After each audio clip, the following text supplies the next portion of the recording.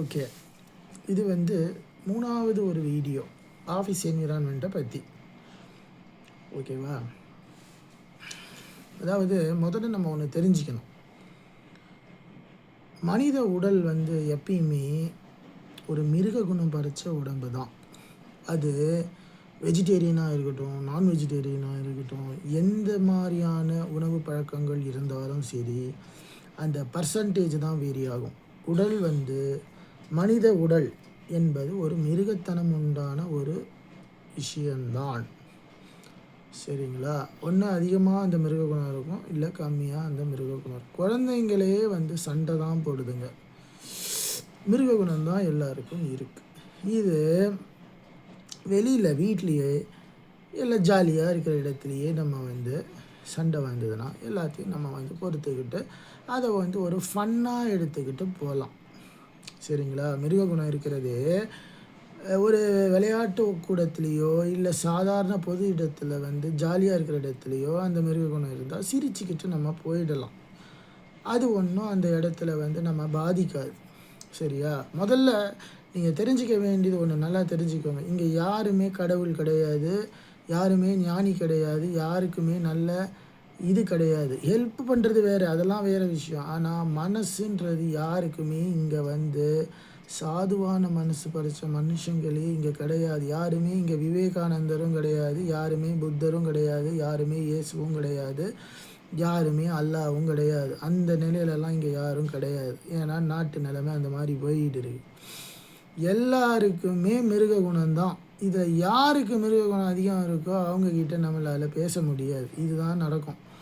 சரி. இதெல்லாம் ரைட்டு புரிஞ்சுக்கோங்க இப்ப சொன்னது. இப்ப நான் வந்து பிசினஸ் என்விரான்மென்ட்க்கு வரேன். ஸோ நான் இத எதுக்காக பார்க்கு, சாதாரண இடம், பொது இடம் சொன்னேன்னா, இந்த மிருக குணம் கண்டிப்பா இருக்கு. ஆனா அந்த இடத்துல நம்ம வந்து ஒரு கட்டாயம் நமக்கு கிடையாது. இத செஞ்சு முடிக்கணுன்ற கட்டாயம் அந்த இடத்துல கிடையாது. அதனால நமக்கு வந்து நம்ம வந்து தள்ளி போயிடலாம். இல்ல அவங்களோட பேசி ஜாலியா சிரிச்சுட்டு சண்டை போட்டுக்கிட்டு, இல்ல ஏதாவது பண்ணிட்டு அவங்களோட பேசிக்கிட்டு அதையே ஒரு தமாஷ் கூட ஆக்கிக்கலாம். ஆனால் ஒரு பிசினஸ் என்விரான்மென்ட்டுக்குள்ள இவ்வளோ மிருகங்கள் உட்காந்துக்கிட்டு இருக்கு. தப்பா நினைச்சுக்காதீங்க. மனிதர்கள தான் சொல்றேன். என்னையும் சேர்த்து தான் சொல்றேன். ஒரு பிசினஸ்ல 2 மணி நேரத்துல ஒரு வேலைய முடிக்கணுங்கும்போது, யாராவது இருக்கிறதே நம்மகிட்ட மிருக குணம். எப்படி நீங்க வந்து பிசினஸ் சரியா ரன் ஆகாதம்போது விவேகானந்தர பார்க்க முடியும்? புரியுதா? அதனால நீங்க ஒண்ணு தெளிவா தெரிஞ்சுக்கோங்க. பிசினஸ்ல டென்ஷன் அதிகமாயிடுச்சுன்னா, யாருமே விவேகானந்தராவோ, புத்தராவோ இருக்கிறதுக்கே சான்ஸ் இல்ல. ஏன்னா முதல்ல விவேகானந்தரே இங்க கிடையாது.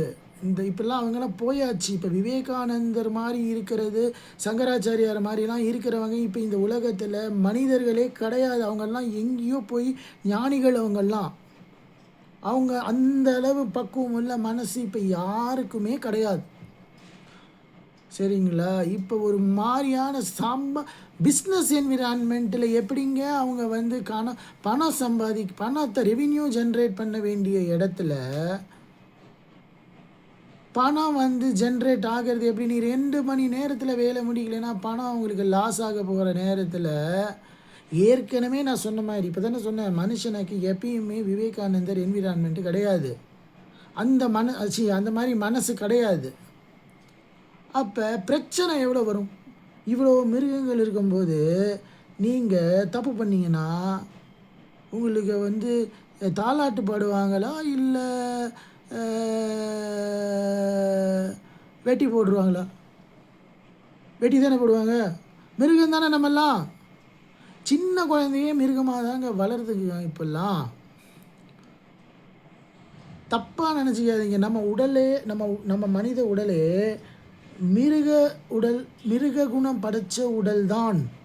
அது வெஜிடேரியனா இருந்தாலும் சரி, இது ஜாதி வச்சு சொல்லல. தயவு செஞ்சு அப்படிலாம் தப்பா நினைச்சுக்காதீங்க.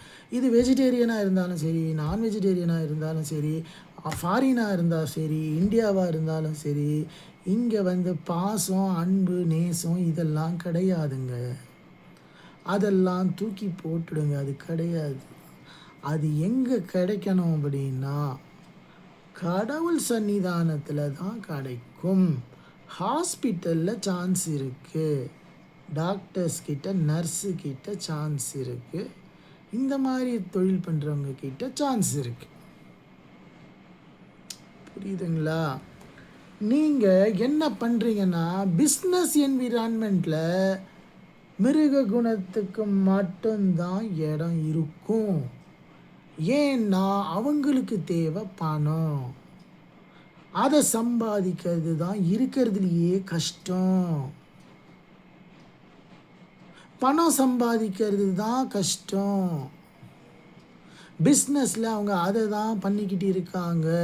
அது அவங்களுக்கு கிடைக்காத நேரத்தில் எல்லாருக்குமே நான் சொன்ன மாதிரி மிருக குணம் படைத்த மனசு அது அக்ரவேட் ஆகி அவங்களுக்கு டெலிவரபிள்ஸ் வரலைன்னா அந்த மிருக குணமும் உங்கள் மேலே பாதிக்கப்பட ஆரம்பிச்சிடும். அதனால ஜூனியர்ஸ், நீங்கள் தயவு செஞ்சு எல்லாருக்குமே யாருமே அன்பாக இருக்காங்க, பாசமாக இருக்காங்க, என் மேலே அஃபெக்ஷன் காட்டுறாங்க, இவங்க நல்லவங்க, இவங்க சூப்பரான ஒரு மனசு இருக்கிறவங்க, அந்த மாதிரியெல்லாம் தயவு செஞ்சு பிஸ்னஸ் என்விரான்மெண்ட்டில் நினைக்காதீங்க. என்னடா இவன் இப்படியெல்லாம் பேசுகிறானேன்னு சொல்லுவீங்க. நான் பிஸ்னஸை விட்டு வெளியில் வந்ததுனால நல்லவனாக இருக்கேன். நீங்கள்லாம் பிஸ்னஸ்குள்ளேயே இருந்துக்கிட்டு இருக்கிறதுனால உங்களால் மிருக குணத்தோடு தான் வாழ முடியும். அந்த பிஸ்னஸ் ப்ரெஷரில் உங்களுக்கும் மிருக குணம் இருக்கிறதுனால பிரச்சனைகள் தான் வரும், சந்தோஷம் வராது. புரிஞ்சிக்கோங்க. நான் சொல்கிறது நீங்கள் எப்படி தப்புன்னு சொல்லலாம். எல்லா ஆஃபீஸ்லேயும் சண்டை தானே வருது. ஏதாவது சரி 2% கூட அதை ஒத்துக்கிறாங்க இல்லைன்னு. எல்லா ஆஃபீஸ்லேயும் யாராவது கண்ணா வாடா கண்ணா, என் மடியில் உக்காந்துக்கோ கண்ணா, இங்கே பாரு, இப்படி பேசுகிறாங்களா? அது அன்பா? அந்த மாதிரியா நடக்குது? எக்ஸாம்பிளுக்கு சொல்கிற அதெல்லாம் நடக்காது. தெளிவாக தெரிஞ்சுக்கோங்க. Business environment is a animal environment. நீங்கள் ஏன்னா அவங்களுக்கு வேலை நடக்கணும். மனுஷங்க மிருகந்தான், எல்லாருமே மிருகந்தான். அஜித்தே சொல்கிறாரு ஒரு படத்தில், அது என்ன படம் சொல்லுங்கள் பார்க்கலாம்? பில்லால். நான் அந்த மனுஷங்களை மதிப்பேன், ஆனால் அந்த மனுஷங்க கிட்ட உள்ளே இருக்கிற அந்த மிருக குணத்தை நான் மன்னிக்க மாட்டேங்கிறாரு அஜித். என்ன தப்பு இருக்கு அவர் சொல்கிறதுல? கரெக்டாக சொல்கிறார். ஆனால் இருந்தாங்க. அதனால் இப்படி ஒரு வாழ்க்கையை வாழணுமா பிஸ்னஸ் பீப்புள், சிஇஓஸ், நீங்கள் எல்லாருக்குமே நான் கேட்குறேன். ஆமாம், ஏன் உங்கள் பேட்டர்னை மாற்றக்கூடாது? நீங்கள் பண்ணுறீங்க யோகா, மெடிடேஷன், இதெல்லாம் அழகாக பண்ணி எல்லாம் பண்ணுறீங்க, எல்லா ஸ்டெப்ஸும் எடுக்கிறீங்க. ஆனால் என்விரான்மெண்ட்டில் ஏன் மிருகத்தனம் வருது? இத்தனையும் நீங்கள் பண்ணிவிட்டு அங்கே போய் ஆனால் அந்த சண்டை தானே வருது நிறையா இடத்துல. இல்லாத இடம் இருக்கிறத விட்டுடுங்க, ஆனால் வருது இல்லை நிறையா இடத்துல. அப்போ அந்த மிருக குணம் தானே மனுஷனுக்கு இருக்குது. அதுதான் இருக்குது, நான் இல்லைன்னு சொல்ல, அது இருக்குது. மனுஷனுக்கு மிருக குணம்தான். அதில் எழுதி வச்சுக்கோங்க, அதில் மாற்றமே கிடையாது.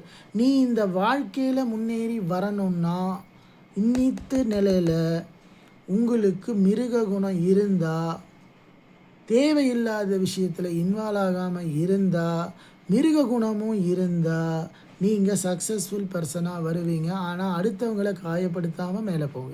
மிருக குணத்தை வச்சுக்கிறது தான் நல்லது.